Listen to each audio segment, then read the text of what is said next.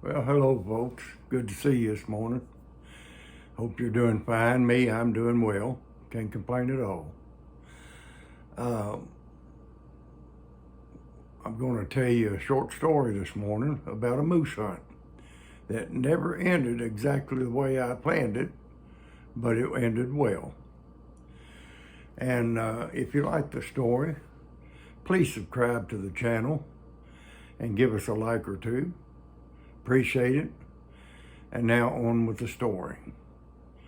Back in middle of 1968, four friends of mine and myself, or three friends of mine and myself, four of us all together, decided we want to go to Canada on a moose hunt. None of us had ever been on a moose hunt before. And a friend of mine had a cargo plane that was an amphibious. And it was fixed up with stalls inside of it where they could take pack horses and they could actually completely outfit a complete hunting party if you wanted them to. But we leased some horses for about a month, and 3 weeks before the hunt, he flew us in, and the place that we went to was just south of Puskwa National Forest, or National Park rather, in Canada. Now, back at that time, there's very few people that went to the park in a year's time, from United States anyhow, but there was a few. And it was out in the middle of nowhere. The place we hunted was actually about 75 miles as the crow flies south of Marathon, Canada, and about 125 miles north of Sault Ste. Marie as the crow flies. Now, by car, that would take you a lot longer. It'd be about another 25 or 30, maybe 40 miles. But anyhow, about 3 weeks before the hunt, my friend, the pilot of the plane, he took us over to the mainland where we was going to hunt in Canada and dropped us off and let us scout for 2 days. And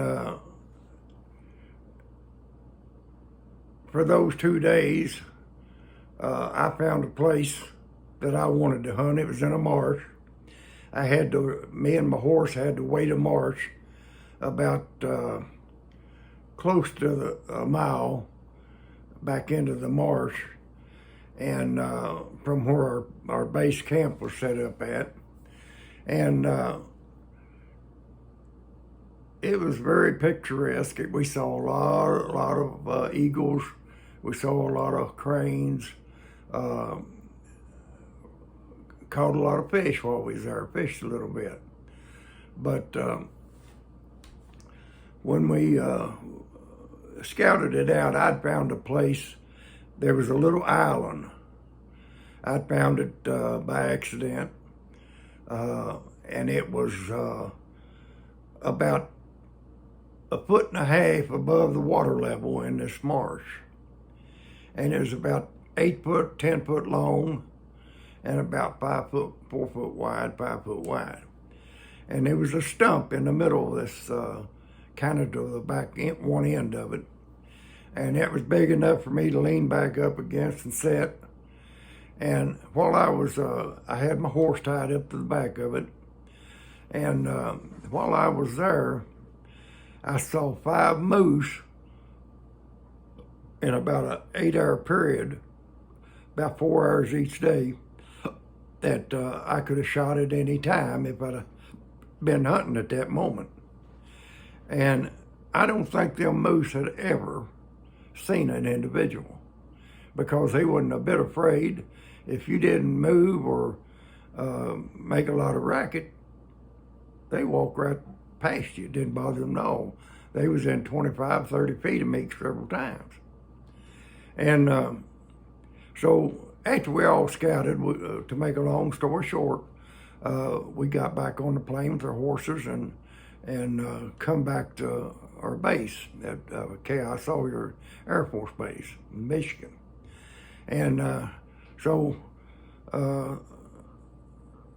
the week of our hunt, we was going to be there for 3 days, and we had to buy over, which we'd already bought our permits and stuff from the state of country of Canada, and back at that time,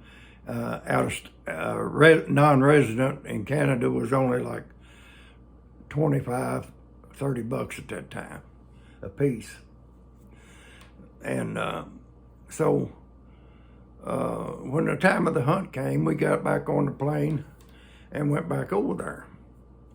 Now this was still pretty good weather. It was in September, and there was a law that when you killed a moose, you had to bring every part of that moose out. You could not let it lay. You couldn't leave the carcass lay. You had to leave the entrails and guts and so forth. You had to bring back in a plastic bag, in which we took double wrapped plastic bags to carry them. And you had to bring them out on a pack horse, because moose weighs anywhere 1,200, 1,500, 1,600 pounds, depending on how big you get. And you can't carry that yourself. And your horse has to make a couple of trips, and maybe even 3 to 4 trips. So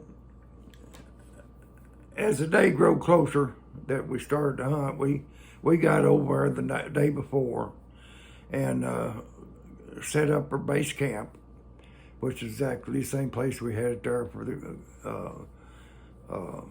scout. And the way I was going to get to my island that I found, I had a compass with me, and I took a reverse azimuth of what it was when I walked out to the camp, and which it was just in a straight line. It wasn't no problem at all, and it wasn't hard to keep you on your compass course at all. And so morning of the hunt, the first day, I got up at 4 o'clock. It was going to take me a good hour to walk through that marsh and it dark and get my horse and everything ready and walk over there to where it was at. Because like I say, it was close to a mile back in that marsh. And so I got my compass reading and everything, and of course compass hung around my neck. All I had to do was bring it up, and it glowed in the dark, and take a read and make sure I was on course. And so actually in about 45 minutes, I got to my stump, and I fed my horse some oats and settled down on that stump and began my hunt. Of course, it was still dark, and you know, it was as clear as a bell when I walked over to that stump. But long about daybreak, the fog set in on that little marsh, and you couldn't see your toes in front of your face, or your hands, either one. It was thick as dog soup. And so I just sat there and listened and watched and enjoyed it. And up around 8 or 9 o'clock in the day, you could tell the sun was shining because it was a bright sky, and every now and then you could see solid blue up above where the fog was burning off. And so along about 9:30, I think it was, every now and then you get a little clear patch. The fog was being blown by a little breeze, about a 3-mile-an-hour breeze, wasn't much. And you'd see a little bit farther off the little island and see the water out of ways. Well, I'd been hearing moose in that water for 2 or 3 hours. And some of them was getting closer all the time. And along about, I think it was around 10:15, there was a clear patch come by, and I actually got to see that moose, one of them. Boy, had a heck of a rack on it. It was a monster.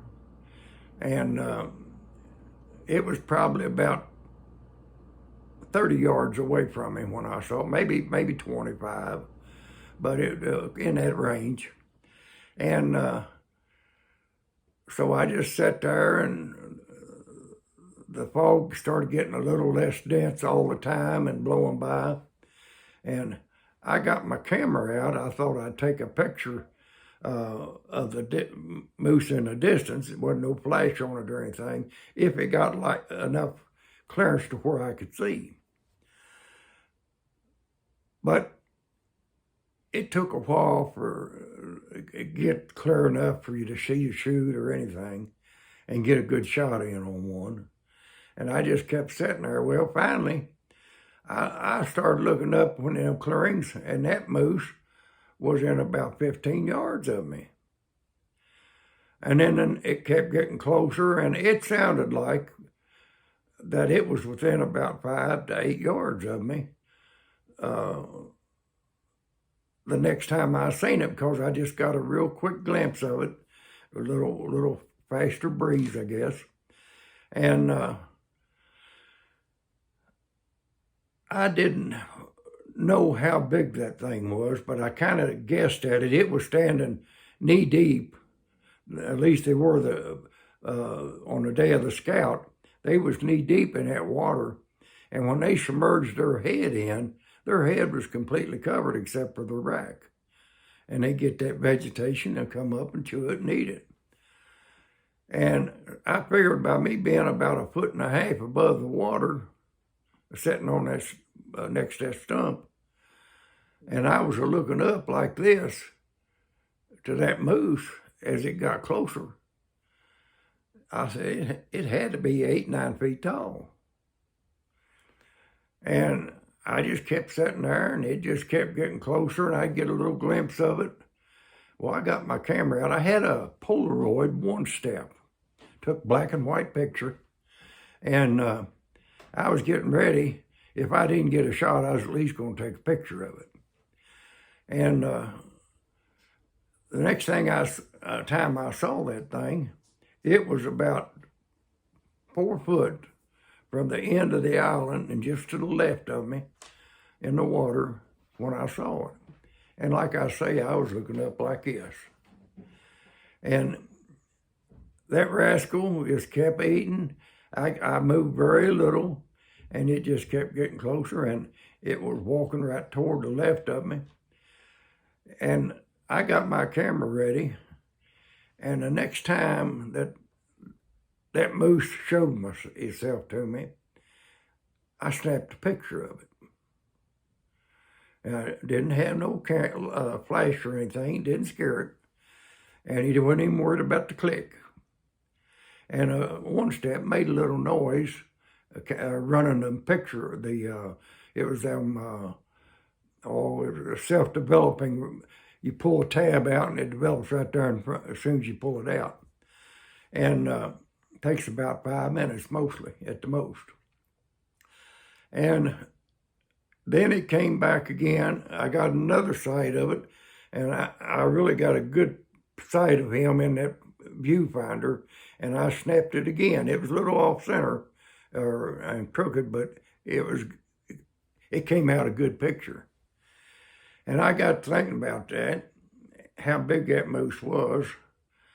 And I said, I'm going to wear that horse out trying to make 3 trips or 4 across this marsh to get all that back to the camp.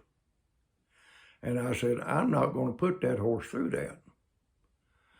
And I said, it'll take me forever to clean it right here on the spot, on this little island, if I can get it up on the island. Of course, the horse could pull it up. And so, I didn't shoot that moose with a gun. I let it go. I've never regretted it. And it's just another big deer is all it is, only it's a lot bigger than most. well, bigger than all of them around here. And after it got by me about another 30 or 40 feet, I could see it well turning around looking at it because the fog had started to lift pretty good. And I just got my horse ready and I started back to the camp. Time I got there, it was about 1 o'clock. And I got the fire stoked up. And I sat around there and enjoyed the fire ate a bite for to about 4 or 5 o'clock. And the other 3 boys started drifting back in. And I asked him, I said, how have you done? He said, I didn't even see one. Next to him come in. I seen one way off in the distance, but I couldn't get a shot at it. It's too far off. And the other one didn't see nothing either. They said, how'd you do? I said, well, I done pretty good. I said, I didn't shoot one with a gun. But I said, I got me a trophy right here in this camera. And they all laughed at me, said, no. I said, you'd have shot one if you seen it. I said, no. I said, that thing was so big, I wasn't going to put it through there. And I showed them that picture. It had already developed and I'd taken out. And they looked at it, and I had 2 of them, but one of them wasn't a real good picture. It just got a picture mostly of the body, not the head. And the second one had the head and the front shoulders. And the rack was all in the picture. And we had a vet to measure that picture, and he estimated that rack at being a great trophy deer. I can't remember now. It was so many inches wide, and I don't remember what it was. It was 100 and some inches wide, and I don't know how you score them that way, but he said it would have been a real trophy. And, you know, I had that picture for years. And of course, if you have it in the sunlight very much, it'll fade out within 15, 20 weeks. If it's sitting in the sunlight in your house very much, it'll fade out. But I kept that picture for probably 30 years. And the last time I looked at it, you could just barely see the head on it. And somewhere after the 90s,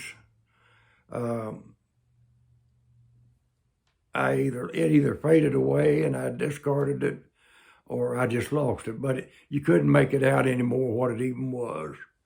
And if I tried to tell people there's a moose on that picture, they wouldn't believe it because you couldn't see it. But to me, I was just enjoyable to have a hunt that ended that way. I didn't get to taste the meat, but I later in years got to, and it was good, but it wasn't as good as a whitetail or an elk.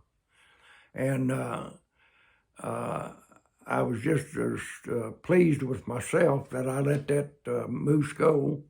It lived, and my horse didn't have to go through all that trouble. And yeah, it cost me about probably $2,000, my part of the flight over and back. And but I still think it was worth it. And I hope you all enjoyed the story. I enjoyed telling it. And it's one of the greatest memories I've ever had. And I'll keep it until I die. And it was just as good as shooting one. So you might think about that next time you go whitetail hunting. If you don't want to carry it out, don't shoot it. Take a picture of it. So if y'all like this, hit that old like button and subscribe to the channel. It'll help us out a whole lot of getting up there to getting my grandson through college, I hope. And if you don't like it, well, have a good day. I'm proud that you was here. And we'll talk to you on the next one. Goodbye now.